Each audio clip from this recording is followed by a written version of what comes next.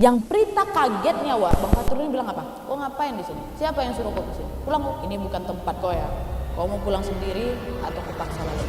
Balik. Hai, wassalamualaikum warahmatullahi wabarakatuh. Terima kasih sudah klik video ini. Oke, di malam Jumat ini seperti biasa aku akan kembali menceritakan kisah horor Wawa. Udah sampai part berapa, 27 ya? Udah gak kerasa sekali ya, bentar lagi udah mau 30, habis udah 100 aja tahu. Ya baru kemarin ya aku mulai segmen kisah Wawa ini ya. Aduh, terima kasih banyak Wawa semua yang sudah mau berbagi cerita-cerita kalian kepada kami semua, sehingga kami bisa menambah cerita koleksi horor kami ya kan. Tiap hari masih terus kubaca Wak sampai sekarang. Habis-habis memang, luar biasa. Dan di malam ini aku punya satu kisah horor yang pas aku baca, aku tuh macam lagi nonton film exorcism Wak. Serius aja. Pokoknya kalian harus dengar cerita ini. Buat kalian yang nggak mau ketinggalan juga kisah horor lainnya, nanti langsung ke playlist aja Wak, cari kisah horor Wawa ya, ada di sana. Oke. Dan tanpa berlama-lama lagi kita langsung masuk aja lah ya ke ceritanya. Check it out.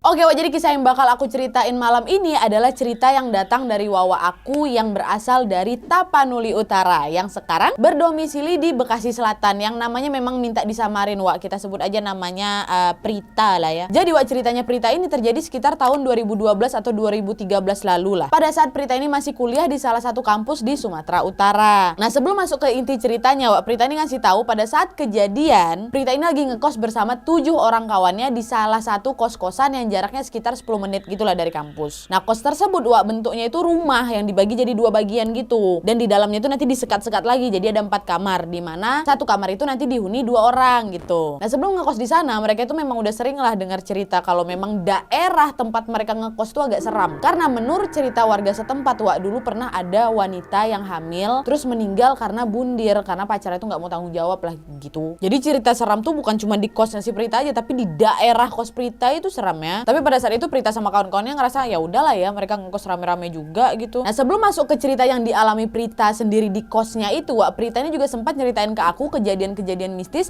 yang dialami sama temannya yang udah duluan ngekos di daerah tempat si Prita ini ngekos. Jadi beda rumah tapi masih satu daerah ya. Jadi pernah nih Wak, teman Prita ini kita panggil aja namanya Iwan ya. Iwan ini sempat ngeliat kuntilanak Wak di kosannya si Iwan, dekat sama kosnya Prita. Ceritanya waktu itu Iwan ini kan lagi nonton bola sendirian tengah malam, terus tiba-tiba Iwan ini dengar ada suara cewek nangis di dekat jendela kamarnya. Suara tangisnya tuh nggak terlalu kencang pula Wak, tapi kedengerannya lirih kali gitu. Nah, terus Iwan ini berinisiatif lah untuk ngintip keluar jendela. Waktu dicek nggak ada siapa-siapa. Terus suara nangisnya ini kedengeran lagi, dicek lagi sama si Iwan, tetap nggak ada orang. Terus aja kayak gitu sampai 3 kali kan. Nah, pas ketiga kalinya Iwan ini dengar lagi suara nangis yang sama, Iwan ini coba lagi ngintip karena Iwan masih berpikir positif nih. Iwan pikir itu cuma suara manusia, takutnya yang nangis itu anak kosan sebelah kan yang lagi butuh pertolongan. Terus pas Iwan ngecek lagi keluar, hasilnya masih tetap sama Wak, nggak ada orang. Tapi ya pas dia ngecek ketiga, dibuka nggak ada orang, dia balik badan kan, ternyata ada sosok kuntilanak berdiri pas kali di depan mukanya si Iwan. Jadi mukanya Iwan sama muka setan nih pas-pasan, cuma jarak 1 jengkal aja. Di situ Iwan cuma bisa diem, dia nge-freeze dan langsung keringat dingin lah Wak. Iwan langsung nutup mata kan sambil baca doa, dan pas dibuka untung kuntinya udah hilang. Besok paginya si Iwan langsung demam, dia nggak masuk kuliah. Nah, pas si Iwan ini cerita-cerita sama kawan-kawannya apa yang dia lihat semalam Wak, ternyata ada juga nih temannya si Prita juga yang kita sebut aja namanya Mary ya. Nah, ternyata di malam itu Mary ini juga dengar suara cewek Wak. Jadi Mary ini juga beda kos sama Prita dan Iwan ya, tapi masih dalam satu daerah yang sama. Cuma bedanya Iwan kan dengar suara cewek nangis kan, kalau Mary dengarnya suara cewek ketawa cekikikan Wak. Dan suara ketawanya tuh kedengeran kenceng kali. Kan mitosnya kan kata si Prita, kalau suaranya kenceng berarti dia jauh, kalau suaranya pelan, lirih, kecil gitu kan berarti dia tuh dekat. Hati-hati kalian. Nah, itu cerita pertama dari warga di situ. Terus ada lagi Wak cerita dari tetangganya Prita, kita sebut aja namanya Bang Indra ya. Jadi Bang Indra ini memang setiap paginya selalu bangun subuh setiap jam 4 pagi. Dan posisi rumahnya Bang Indra ini rumah ya Wak ya, bukan kos-kosan. Kamar mandinya tuh ada di luar. Dan di belakang rumahnya Bang Indra ini ada sawah gitulah. Nah, Bang Indra ini ada kebiasaan Wak, setiap bangun pagi pasti langsung buka pintu belakang rumahnya yang ngadap ke sawah itu. Suatu hari Bang Indra ini bangun sekitar jam 4.30-an pagi lah Wak, dan hari lagi hujan. Gak terlalu deras memang Wak, tapi suasananya terasa dingin kali gitu. Dan masih gelap juga ya di sana. Kata Prita kalau di Medan 4.30 itu masih gelap gulita. Jadi pagi itu si Indra buka lah pintu belakang yang posisinya langsung ke arah sawah tadi. Dan pas dia buka Wak, Bang Indra lihat ada kuntilanak juga, rambutnya panjang sampai kaki dan pakai baju putih warna putih lusuh. Terus si kuntilanak ini terbang dari arah pintu ke arah sawah. Baru habis itu dia ngilang. Jadi terbang itu ngejauh gitu loh dari posisi Bang Indra. Dan di saat itu Wak, Bang Indra ini cuma bisa matung aja dan langsung keringat dingin juga. Bang Indra langsung tutup pintu, lanjut tidur lagi Wak, saking takutnya tuh. Dan dari hari itu Bang Indra udah nggak berani lagi bangun sepagi itu katanya. Jadi memang udah banyak gitu Wak, si Prita ini dapat cerita-cerita mistis di sekitar tempat Prita ngekos di Dila. Nah sekarang baru Wak kita masuk ke cerita mistis di kosannya si Prita ya. Nah awal Prita dan kawan-kawannya masuk ke rumah kosan aja ini Wak, mereka udah disambut nih sama suara tangisan cewek tengah malam yang terdengar lirih, yang suaranya menyatu sama suara hujan. Dengar semuanya. Pas pula di hari pertama mereka tinggal di situ lagi hujan deras. Tapi suara cewek ini Wak ya kedengeran itu samar-samar. Jadi awalnya mereka pikir ya udah itu suara manusia aja gitu. Dan informasi tambahan juga Wak, posisi rumah kosnya si Prita ini ada di paling ujung jalan dan di sampingnya tuh ada pohon pisang. Dan menurut warga sekitar yang bisa lihat Wak, katanya pohon pisang ini ada penghuninya, pocong dan laki-laki bertubuh besar. Nah di awal kan si Prita ini udah cerita kalau memang di kosan Prita ini tuh bentuknya betulan kayak rumah yang dibuat jadi 4 kamar yang disekat-sekat tuh. Nah di kamar 1 Wak ditempatin sama ini semua nama kawannya aku samarin ya. Kamar 1 Dini sama Mas Ayu, kamar 2 si Prita sama Dita, kamar 3 Wiwit sama Ninda, nah kamar keempatnya Sarah sama Ayu ya. Dan di dalam rumah itu ada 2 kamar mandi, 1 kamar mandi untuk mandi dan nyuci, 1 lagi khusus untuk BAB. Dan di belakang kos-kosan mereka itu Wak ada sawah sama kayak di rumah Bang Indra tadi. Dan menurut orang-orang yang bisa lihat di sana Wak, di kamar mandi yang dipakai buat mandi itu ada penghuninya juga, yaitu sosok laki-laki bertubuh besar memegang tongkat, matanya merah besar dan wajahnya berlumuran darah. Hal ini diperkuat juga sama anaknya Bang Indra Wak, yang pernah datang main ke kosnya Prita kan. Tiba-tiba anak Bang Indra ini teriak, terus kabur dia dari kamar mandi. Nah si adek itu cerita kalau dia lihat sosok laki-laki besar pegang tongkat, matanya merah besar berlumuran darah gitu wajahnya di kamar mandi. Dan memang juga Wak kalau si Prita ini lagi mandi, Prita pribadi juga selalu ngerasa kayak ada yang ngeliatin aku gitu. Dan ngerasa nggak betah gitu lah kalau di kamar mandi sendirian. Jadi biasanya Prita sama kawan-kawannya kalau mandi itu selalu berdua gitu. Nah posisi kamar mandi mereka ini berada tepat di samping pohon pisang yang Prita ceritain tadi yang ada pocongnya itu dekat. Dan kawan-kawan Prita yang berkunjung ke kosan mereka pun selalu bilang kalau hawa di kamar mandi kau tuh beda kali Prita. Suasana itu terasa dingin dan bikin gak betah lama-lama di sana. Jadi memang kebanyakan Wak kawan-kawannya si Prita yang datang ke kos Prita itu selalu minta ditemenin ke kamar mandi itulah. Nah dan ya pada suatu hari Prita and the gang ini pernah Wak digangguin sekitar jam 2-an gitulah. Si Tina kawan sekamarnya si Prita ini dengar ada suara laki-laki ngorok gitu, ngorok kok gitu, gitu ding, salah, gitu. Suaranya lumayan kencang kata Tina. Dan yang dengar suara ngorok itu nggak cuma si Tina aja Wak, Mas Ayu juga dengar. Lumayan lama tuh suara ngoroknya sampai akhirnya suara itu berhenti. Tapi setelahnya Wak, Tina sama Mas Ayu sama-sama dengar ada suara kaki lagi jalan. Dan suara hentak kakinya tuh kayak suara kaki raksasa tuh loh Wak, bunyinya kencang. Suaranya dum dum dung gitu. Dan suara itu sepertinya berjalan ke arah mana? Kamar mandi. Kalau menurut Prita nih Wak ya, sepertinya sih yang dung dung dung tuh ya sosok penghuni kamar mandi itu, mungkin genderuwo gitu. Dan info lagi Wak dari Prita, katanya kalau suara ngorok atau suara kaki raksasa tuh ya itu tadi genderuwo. Tapi Wak gangguan ini hanya terjadi sekali itu aja. Mas Ayu sama Tina dengar jelas. Puncak gangguannya tuh Wak ada di bulan Maret tahun 2012-2013 nya. Ini kisahnya ya. Prita masih ingat kali hari itu hari Jumat bulan Maret. Dan kawan-kawannya Prita ini lagi banyak yang pergi Wak, nggak ada di kosan. Ada yang pulang ke rumah masing-masing. Ada yang lagi nginep di tempat kawannya. Karena pada saat itu lagi libur gitu Wak, hari Jumat sampai Minggu. Jadi di hari Kamisnya memang banyak tuh kawan-kawan yang Prita ini pada pergi dari kosan itu. Yang tinggal di kosan itu cuma bertiga aja Wak. Bukan bertiga, salah, berlima, maaf. Prita, adiknya Prita namanya Dina, Dita, Saras sama pacarnya Saras, kita panggil aja Hadi ya. Yang kebetulan mereka semua ini nginap di kosan itu. Malam itu si Saras sama Hadi ini lagi nonton horor Wak, sekitar jam 12 malam lah. Terus Saras sama Hadi tiba-tiba dengar ada suara cewek nangis gitu. Suara samar-samar. Akhirnya mereka memutuskan lah untuk langsung tidur aja lah kan karena takut. Nah di malam itu Wak, posisinya Prita, Dita dan Dina adiknya si Prita ini lagi tidur di kamar 2. Sedangkan Saras sama si Hadi tidur di kamar 4 nih. Terus sekitar jam 2 dini hari kamar Prita ini tiba-tiba diketok sama Hadi. Awalnya Prita takut bukain pintu kan, tapi waktu itu untungnya Dina sama si Dita itu kebangun. Terus nanya siapa tuh kak yang ngetok malam-malam kak. Terus Prita bilang pacarnya Saras kayak ya. Dan akhirnya Prita buka pintu lah. Betul aja si Hadi. Hadi bilang, weh Saras nangis-nangis tapi matanya ketutup weh. Udah dari setengah jam yang lalu kata Hadi. Si Prita kaget lah dengar kata-kata si Hadi ya kan. Prita sama yang lain pun langsung lah bergegas nyamperin kamarnya si Saras. Dan betul aja Wak, si Saras lagi nangis tapi matanya ketutup. Nah ngeliat kondisi si Saras, Prita ini udah ngebatin. Wih kesurupan anak ini. Prita pun coba nanya, weh kok kenapa kau? Weh Saras. Tapi Saras tetap aja nangis. Dia nggak ngejawab pertanyaan Prita.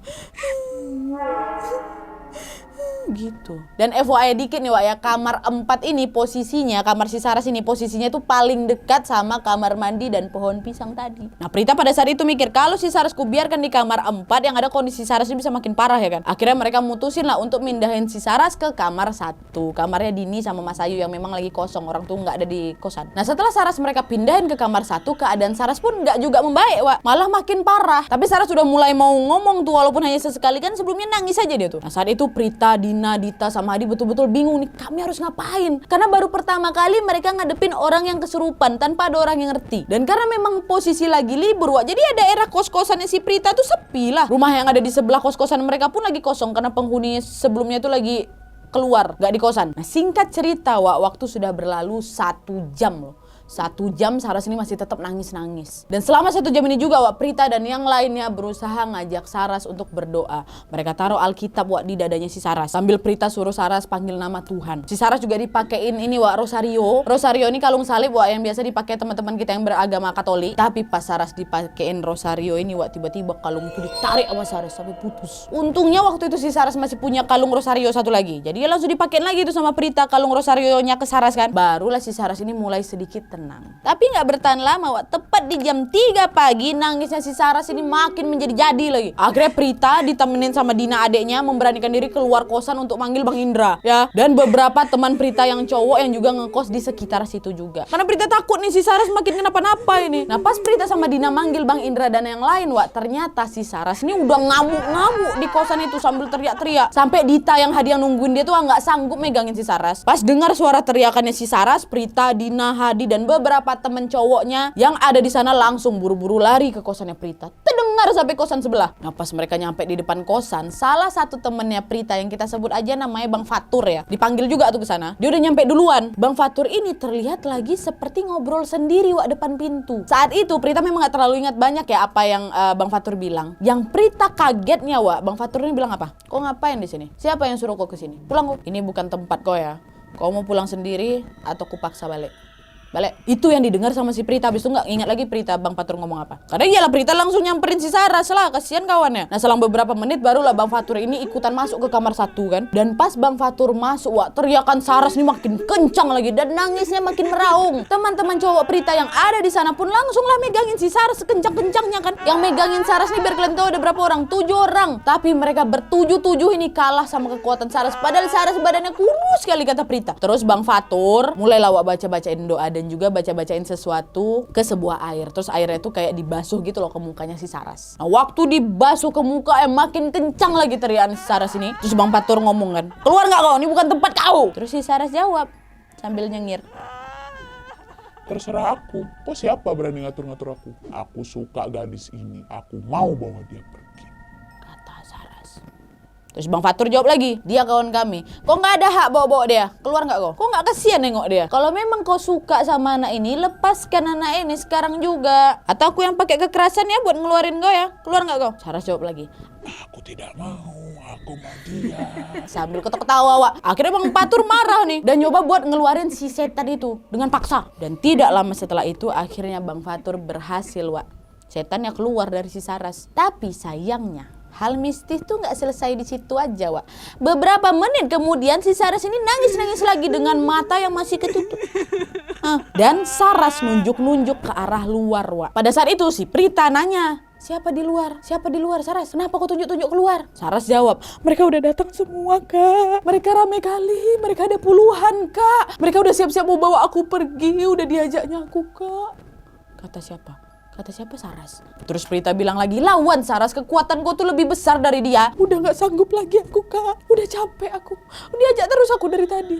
Kata Prita. Kata Saras. Terbalik-balik aku, maaf ya Wak. Nggak. Kau nggak boleh pergi, ngaco kau itu. Kau nggak boleh kalah, panggil terus nama Tuhan. Dan tidak lama setelah itu Wak, baru akhirnya Saras ini bisa agak sedikit tenang dan baru bisa tertidur. Bang Fatur pun sama kawan-kawan yang lainnya pamit balik lah. Karena hari itu udah mulai mendekati subuh nih. Nah sebelum Bang Fatur pulang Wak, Prita ini sempat nanya sama Bang Fatur, Bang, tadi pas aku baru nyampe rumah lagi pas manggil Abang Indra, aku lihat abang ngobrol sama marah-marah di depan pintu rumah kami. Marah sama siapa Bang? Bang Fatur jawab itu tuh, cewek yang udah masuk ke tubuhnya si Saras. Jadi ternyata Wak, sebelum masuk ke tubuhnya si Saras, si setan ini udah nunggu dulu depan pintu. Kata Bang Fatur, posisi cewek itu duduk sambil megangin rambutnya, sambil senyum-senyum depan rumah. Dan menurut Bang Fatur, Wak, si cewek ini emang udah beberapa kali gangguin warga di situ. Selesai ceritanya, Nat?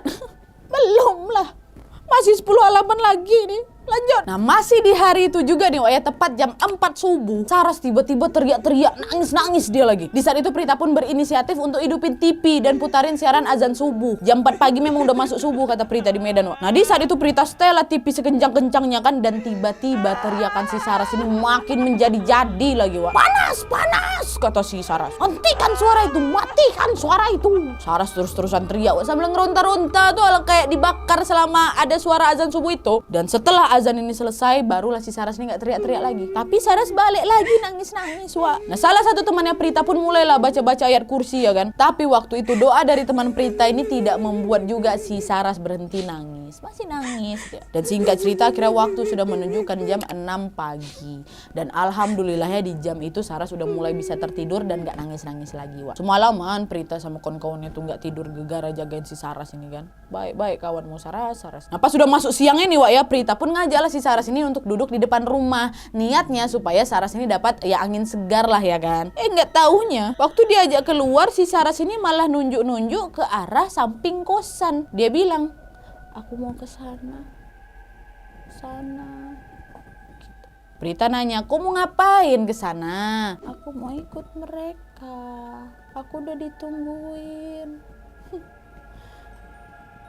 Belum selesai ternyata, Wak. Pas dengar Saras ngomong itu, Prita marah lah. Kok ngomong apa sih? Gak ada cerita, gak boleh kok kemana-mana. Sini aja kok sama aku. Jangan kok kalah sama mereka, Saras. Sambil dalam hati Prita panik juga tuh, dia langsung berdoa sama Tuhan kan untuk menjaga si Saras. Dan setelah itu Saras gak nunjuk-nunjuk ke arah sana lagi, Wak. Dan malam harinya, Wak, Prita dan yang lain pun memutuskan untuk tidur di rumahnya Bang Indra. Karena mereka takut kan kalau tiba-tiba si Saras ini ngamuk-ngamuk lagi tengah malam. Nanti malah keadaan makin parah juga kan kalau mereka tidur di kosan semuanya. Dan betul aja, Wak. Ini kan Saras juga dibawa sana, semuanya ngungsi tempatnya Bang Indra. Sekitar jam 2 malam Saras kumat lagi.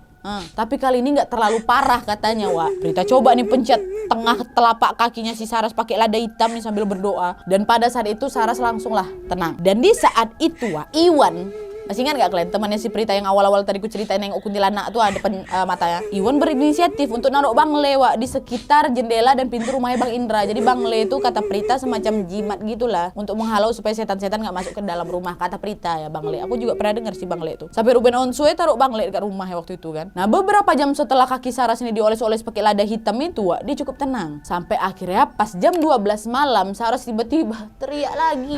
Mereka semua panik, bingung mau ngapain juga kan. Mereka akhirnya cuma bisa berdoa sambil baca ayat-ayat Alkitab. Dan pencet lagi kakinya Saras, pakai lada hitam lagi. Nah, di saat itu Saras baru bisa tenang lagi. In out lagi. Prita dan kawan-kawannya waktu itu mikir, wah ini udah selesai. Tapi enggak, Wak, jam 1 malam Saras kumat lagi. Dia nangis-nangis lagi, teriak-teriak lagi. Prita dan kawan-kawannya pun melakukan hal yang sama lagi. Dan Saras pun balik tenang lagi. Banyak laginya kan. Nanti jam 2 malam Saras ini kumat lagi. Dia nangis lagi. Prita sama kawan-kawannya melakukan hal yang sama lagi. Tapi kali ini, Wak, teriakan dan tangisan Saras malah makin menjadi-jadi. Sampai di satu titik Saras nih bilang ke Prita, Prita, aku udah gak kuat. Ikhlasin aja aku ya. Aku betul-betul gak kuat, Kak. Biarin aja aku pergi. Biarin aja mereka bawa aku. Udah pasrah, Wak, si Saras. Di situ Prita betul-betul marah lah sama dia. Prita lemes juga, Wak. Sedih lah denger kawan kau ngomong kayak gitu depanmu. Udah ikhlasin aku, Apa gak mengamuk si Prita ini? Gak usah ngomong macam-macam kau. Kuat, kau kuat. Lawan dia, lawan. Gak kuat lagi aku, Kak. Kuat gak? Enggak sih, enggak. Aduh, Nadia. Ya gitulah pokok perasaan Prita, Wak. Marah dia nengok kawan yang ngomong udah ngaco kayak gitu. Nangis lah si Prita. Udah kau, udah kuat ya. Kuat kok sayang, ada kami di sini, sebut nama Tuhan. Jangan bodoh kau, kodrat kau tuh lebih tinggi lagi dari mereka. Kau punya Tuhan yang sanggup nolongin kau. Kau harus bisa lawan, ayo lawan. Lawan Saras, panggil nama Tuhan. Dan syukurnya, Wak, gak lama setelah itu Saras juga berusaha melawan setan-setan itu sekuat tenaganya. Saras terdengar mengucapkan doa, tapi di saat itu mulut si Saras ini terlihat berat berat kali untuk digerakkan. Kayak ada yang nahan gitu loh Wak katanya. Dan setiap kali Saras ini mau lantang berdoa, Saras pasti teriak-teriak. Intinya kayak ada yang ngalang-ngalangin si Saras ini lah Wak untuk berdoa. Dan pada saat ini Saras memang udah lemas sekali Wak. Muka udah nampak kali pucat, badannya biru-biru semua. Karena kan pas Saras ini ngamuk-ngamuk dipegangin orang, jadi biru lah semua badan-badannya kan. Mungkin saking kuatnya orang itu nahan si Saras. Dan dari malam Saras mulai nangis-nangis itu, Saras ini juga udah gak selera makan lagi Wak. Saras cuma mau minum aja. Jadi nggak heran lah kalau memang tubuhnya makin lemah kali gitu. Nah terus Wak, pada saat itu karena memang si Saras ini udah mulai berani melawan ya, akhirnya perlahan Saras pun mulai tenang. Dan tepat jam 3 pagi tiba-tiba Saras kebelet mau buang air kecil. Nah rumahnya Bang Indra ini kan kamar mandinya di luar, masih ingat kalian kan? Pas tahu itu Saras nggak jadi buang air kecil karena ternyata sosok-sosok yang mengganggu si Saras ini masih nungguin Saras di luar Wak. Dan sosok-sosok ini mengelilingi rumah Bang Indra. Kata Prita nih Wak ya, mungkin sosok-sosok itu nggak bisa masuk ke rumah karena bangle yang udah digantungin Iwan di jendela sama pintu rumah Bang Indra katanya. Saras teriak-teriak lagi, nggak mau aku, takut aku, mereka masih nungguin aku di luar loh Prita. Akhirnya Prita tutup mata Saras. Udah tutup, jangan kau tengok biar Saras ini bisa tenang Wak ya kan. Dan alhamdulillahnya Saras bisa tidur sampai pagi, nggak jadi buang air kecil deh. Lalu pagi harinya Wak, tepat hari Minggu tuh Prita dan teman-temannya pun memutuskan untuk ngasih tahu keadaan Saras ke orang tuanya Saras. Karena mereka takut dan khawatir lah pasti ngelihat keadaan fisiknya Saras yang udah lemas sekali itu Wak. Dan sebelum orang tua Saras ini berangkat untuk ngejemput si Saras Wak, orang tuanya Saras ini menemui seorang pendeta untuk minta bantu doain Saras dari jauh. Nah pendeta ini pun kemudian nelpon lah Prita dan menyuruh Prita untuk ngambil kayak minyak gitu dan mendoakan minyak itu kayak kata-kata atau doa-doa yang memang dipandu oleh pendeta udah dari telepon. Lalu minyak itu dioleskan ke seluruh badannya si Saras. Dan pas Prita ngolesin minyak yang udah didoakan sama pendeta itu Wak, si Saras teriak lagi, ngeronta gitu loh. Pendeta itu pun bilang, pegang kepala ya Prita, tolong pegang kepala Saras. Prita peganglah kepala Saras kan. Dan pendeta itu baca doa lagi. Dan akhirnya Saras baru nggak teriak-teriak lagi Wak, dan bisa tidur nyenyak sampai akhirnya orang tuanya sampai nyambung gantung gitu. Setelah itu Saras pun barulah dibawa pulang sama orang tuanya. Dan sesampainya Saras di rumah, Saras dibawa lagi ke pendeta yang tadi udah bantu doain Saras tersebut. Dan setelah itu Saras pun sembuh alhamdulillahnya dan lepas dari setan-setan yang ngikutin dia. Saras 2 hari ya berarti ya.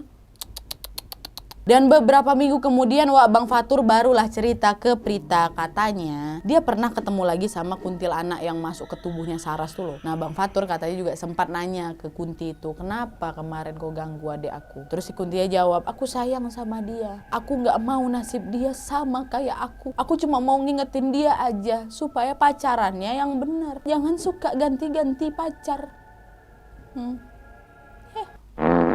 Ibunya perut aku. Jadi Wak, katanya Bang Fatur, kayaknya kuntilanak yang masuk ke tubuhnya si Saras itu adalah perempuan yang Prita cerita di awal itu loh Wak. Ingat nggak? Perempuan yang meninggal karena bunuh diri karena pacarnya nggak mau tanggung jawab itu. Katanya Bang Fatur. Diperingatin si Saras. Itulah Res.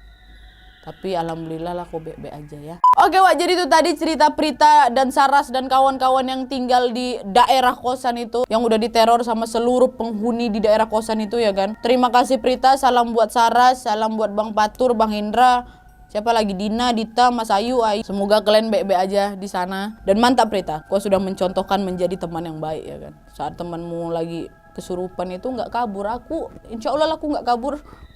Serem Wak ya kan yang dihadapin, yang nggak terlihat. Mantap Saras dan kawan-kawan, salut. Mudah-mudahan si Saras ini sehat-sehat aja ya. Oke Wak, jadi sampai sini dulu videonya. Buat kalian yang juga pengen menceritakan kisah horor pribadi kalian ke kami, boleh langsung kirim aja cerita lengkapnya ke email di bawah ini dengan subjek kisah hororku. Ya kan, untuk cerita-cerita yang menegangkan, menarik akan aku up di video selanjutnya. Dan sekian dulu videonya, terima kasih banyak yang sudah menonton. Kalau kalian suka video ini, klik like-nya, jangan lupa komen di bawah untuk ide dan saran-saran untuk video selanjutnya. Jangan lupa nyalain notifikasi ya, supaya kalian tahu kalau aku upload video baru. And as always, jangan lupa untuk klik tombol subscribe, supaya kalian sama-sama tahu informasi menarik dan menegangkan dari channel aku. See you next video, bye.